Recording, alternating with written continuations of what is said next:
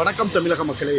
நேற்று ஏப்ரல் 10 வந்து cook with கோமாளி ஷூட்டுக்காக வந்த இடத்துல வந்து பார்த்தீங்கன்னா கானா வினோத் நம்மளை ட்ரிகர் பண்ணி கானா வினோத், புகழ், மாக்காப்பா ஆனந்த் 3 பேரும் சேர்ந்து என்னை தாக்கி அடிதடியில் ஈடுபட்டாங்க. அது மட்டும் இல்லாமல் மாக்காப்பா வந்து பார்த்தீங்கன்னா மாக்காப்பா ஆனந்த் என்னும் நபர் குடிபோதையில் இரும்பு ராடால் என் காலில் அடித்து ரத்த காயமாயிருக்கு. இதன் காரணமாக இவிபி ஃபிலிம் சிட்டி பக்கத்தில் உள்ள போலீஸ் ஸ்டேஷன் நஸ்ரத் போலீஸ் ஸ்டேஷனில் வந்து பார்த்தீங்கன்னா T6 நஸ்ரத் போலீஸ் ஸ்டேஷனில் நான் கம்ப்ளைண்ட் கொடுத்துருக்கேன். ஓகேங்களா. குக் வித் கோமாளி வந்த உடனே புகழுக்கு வந்து பொறாமையாயிடுச்சு. காலையிலேருந்தே கொஞ்சம் முறைச்சிக்கிட்டே தான் இருந்தாப்பே. கானா வினோத் சொல்லவே தேவையில்ல, நல்லா தெரிஞ்சுக்காங்க. கானா வினோத் ஒரு நல்ல நபரே கிடையாது. ஓகேங்களா. தேவையில்லாமல் எல்லாரையும் ட்ரிகர் பண்ணி சண்டை போட்டு அவங்கள கெட்டவராங்கிறது அவங்களோட வேலை. என்னத்தை பற்றி, குடும்பத்தை பற்றி ரொம்ப தரைக்கிடுவாங்க. அந்த வார்த்தையை சொல்கிறதுக்கே அசிங்கமாக இருக்குது. என்னை பற்றி திட்டலாம், என்னை பற்றி தோல் பண்ணலாம், என்னை பற்றி என் குடும்பத்தை பற்றி ரொம்ப அசிங்கமாக கானா வினோத் பேசினாரு. அதுக்கு நான் திருப்பி கானா வினோத்தை எதிர்த்து கேட்டதுக்கு புகழும் கானா வினோத்தை சேர்ந்து என்னை அடிச்சு, ஓகேங்களா. புகழ் கூட வந்து பார்த்தீங்கன்னா கூடவே ஒரு ஆள் வச்சிருக்காரு. ஸோ அவங்க எல்லாரும் சேர்ந்து என்னை தாக்குனாங்க. நான் ஒரு படித்த மருத்துவராக என்ன பண்ண முடியும்? என்னை தாக்குறப்ப அதை வந்து போலீஸ் ஸ்டேஷனில் தான் நான் கம்ப்ளைண்ட் பண்ண முடியும். ஓகேங்களா. அவங்க ஒரு வார்த்தை சொன்னால் நம்ம ஒரு வார்த்தை சொல்லணும் இல்லையா. அது போக வந்து பார்த்தீங்கன்னா மாக்காப்பா எப்பயுமே ஷூட்டிங்கில் வந்து மது போதையில் தான் இருப்பார்.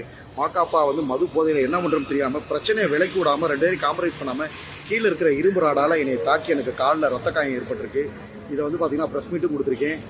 அந்த நஸ்ரத் போலீஸ் ஸ்டேஷன் காவல் நிலையத்திலேயே நான் புகார் அளிச்சிருக்கேன். ஆக்சுவலாக ஒருத்தர் வளர்ந்து வந்துடக்கூடாதுப்பா. இப்போதாங்க பிக் பாஸ் முன்னாடி 5 படம் நடிச்சிட்டேன்.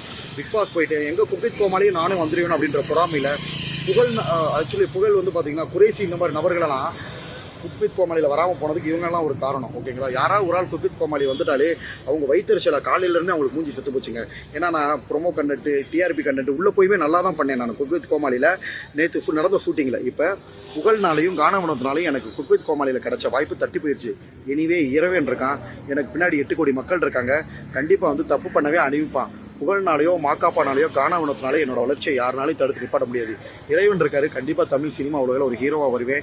இது பொதுமக்கள் மாக்காப்பா போன்று மது அருந்தி விட்டு மிருகங்களாக இருக்கிற மிருகங்களை பற்றியும், அதாவது தண்ணி அடிக்கிறது அவங்க சொந்த விஷயம், தண்ணி அடிச்சுட்டு அடுத்தவங்களை போய் தாக்குறது வந்து ஒரு பெரிய விஷயம். ஓகேங்களா. ஸோ இந்த மாதிரி மிருகங்களை பற்றி நான் எல்லாருக்கும் வந்து வெளிச்சம் போட்டு காட்டுறேன்.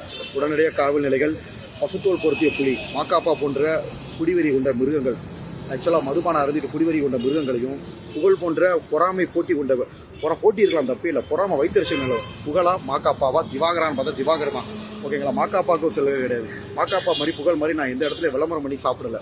நான் உழைச்சி சம்பாரிச்சு சாப்பிடுறேன். ஓகேங்களா. ஸோ கண்டிப்பாக மக்கள் மத்தியில், ஓகேங்களா, இந்த பிரச்சனை சென்றடையும், நீதி ஜெயிக்கும்.